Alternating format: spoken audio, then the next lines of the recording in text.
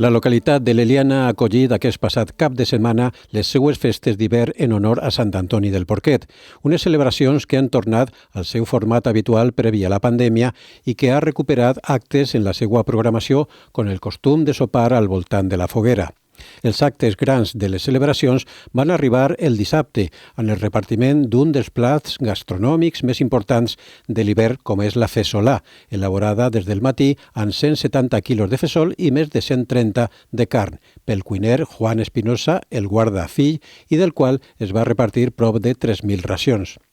Durant la jornada tampoc van faltar els tradicionals balls valencians en la primera dansa popular de la mà de la llauradora, els dimonis de la penya del coet bufat i el gran correfocs a la Sant Antonà que va donar pas a l'encesa de la foguera. Ahir diumenge, després de la cercavila dels clavaris acompanyats per la banda de la Unió Musical de l'Eliana i la Santa Missa, va tindre lloc la benedicció dels animals i el repartiment d'altres 3.000 unitats de panets de Sant Antoni.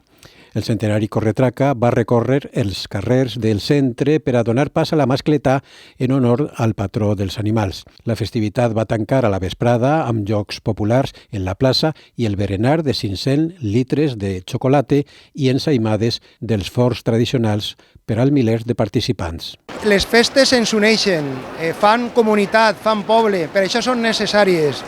I hem de fer una valoració sempre positiva de mantenir la tradició del nostre poble com som la festa de Sant Antoni. Al final, sense les festes no som res i és necessari continuar fent festes a l'Eliana.